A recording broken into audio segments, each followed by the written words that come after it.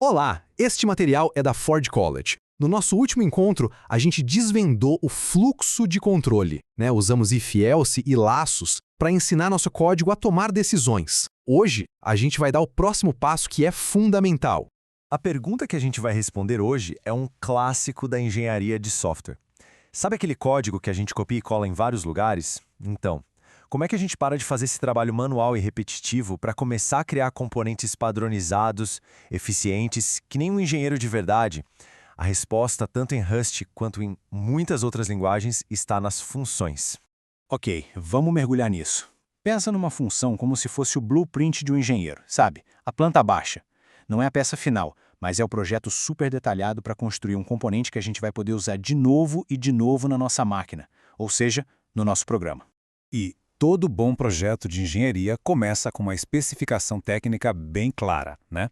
Em Rust, a gente chama isso de assinatura da função. Pensa nela como um contrato, um documento oficial que diz para todo o resto do código exatamente o que essa peça faz, o que ela precisa para funcionar e o que ela vai entregar no final. Agora, olha que legal essa ficha de especificação aqui no slide. A gente começa com fn, que é a palavra-chave para dizer atenção, estamos construindo uma função. Depois, a gente dá um nome para ela, tipo sum. Aí a gente define as entradas, os parâmetros com os seus tipos exatos, que é tipo a matéria-prima. A gente também especifica o tipo de retorno, ou seja, o que essa nossa fábrica vai produzir. E, finalmente, tem o corpo, que é onde a mágica acontece, a lógica interna que faz tudo funcionar. E aqui está o pulo do gato. Quando os dados entram na função como parâmetros, eles se tornam ligações locais. É como se a matéria-prima chegasse na fábrica e ganhasse uma etiqueta temporária, sabe? Que só vale ali dentro daquela linha de montagem. E isso nos leva direitinho para o conceito de escopo. Agora que a gente já entendeu o blueprint, a planta baixa, vamos dar uma olhada dentro do componente. Quais são as regras que mandam no funcionamento interno dele? Isso é o que a gente chama de escopo. E essa ilustração aqui é simplesmente brilhante para explicar isso. As variáveis que a gente cria dentro da função, tipo essa engrenagem X aqui, são privadas. Elas só existem e só são acessíveis ali dentro. Quando a função termina o trabalho dela, puf! Essas variáveis desaparecem. Para o resto do programa, é como se elas nunca tivessem existido. Dentro desse espaço privado, desse mundinho particular da função, tem uma técnica muito útil chamada shadowing. E não é uma regra complicada. É mais um truque de engenharia. É um jeito bem esperto de refinar um valor em etapas, sem precisar criar um monte de nomes de variáveis temporárias que só servem para bagunçar o código. Vamos ver um exemplo prático dessa transformação interna. Primeiro, a gente cria uma variável lowercased. Logo em seguida, a gente usa let de novo para declarar uma nova variável com o mesmíssimo nome, só que agora com um valor já transformado. A partir desse ponto, o nome lowercased passa a se referir a essa nova versão, digamos, atualizada. É um jeito muito limpo de evoluir os dados dentro da função. Certo? A gente já viu a teoria, os mecanismos internos, agora vamos sair da prancheta e ir para o chão de fábrica. Vamos ver como esses blueprints são usados para construir aplicações de verdade, especialmente lá no ecossistema da Solana. No mundo real, no dia a dia, as funções brilham em 3 cenários principais. Primeiro, para validar entradas, garantindo que os dados estão certinhos. Segundo, para fazer aqueles cálculos auxiliares, tipo formatar valores. E terceiro, talvez o mais importante de todos, para refatorar lógica repetida. Basicamente, para organizar a casa e deixar nosso código limpo e fácil de manter. Esse aqui é o clássico estado antes. Uma lógica para calcular taxa que se repete em vários cantos do código. É como construir a mesma peça do zero toda vez que a gente precisa dela. Funciona? Até funciona, mas é ineficiente e um verdadeiro pesadelo para dar manutenção. E aqui, ó, aqui está o depois. Lindo, não é?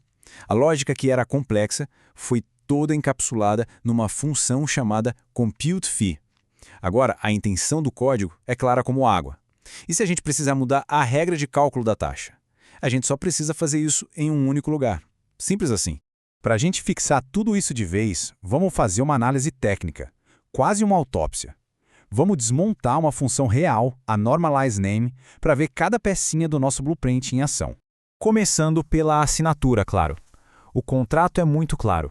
Ela recebe uma referência a uma string, que a gente chama de name, e promete devolver uma string novinha em folha, que pertence a ela.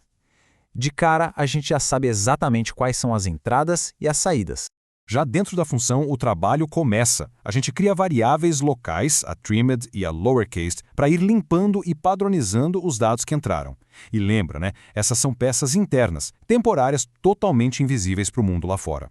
E olha o shadow em ação de novo. A gente reutiliza o nome lowercased para guardar a versão do texto com os espaços trocados por underscores. Essa transformação passo a passo é o que mantém o código super legível. Por fim, uma expressão if-else decide qual vai ser o produto final. Se o nome ficou muito longo, ele é cortado. Se não, a gente usa a versão que já tinha preparado. O valor que sai desse bloco if-else é exatamente o valor que a função vai retornar cumprindo o contrato dela. Ok, a gente viu a teoria, a prática e até desmontou um exemplo. Vamos agora fechar o ciclo e resumir os princípios de engenharia para a gente projetar boas funções. Resumindo bem rapidinho, a assinatura é o contrato sagrado. As variáveis internas são privadas e temporárias, o que acontece lá dentro fica lá dentro. Expressões como if, else são ferramentas poderosíssimas para produzir valores de retorno e o shadowing é um grande aliado para fazer transformações de forma limpa. Se tiver uma única ideia para levar desse nosso papo, que seja esta aqui. A fronteira de uma função deve ser impecável. Entradas claras, com nome e uma promessa explícita do que vai ser entregue.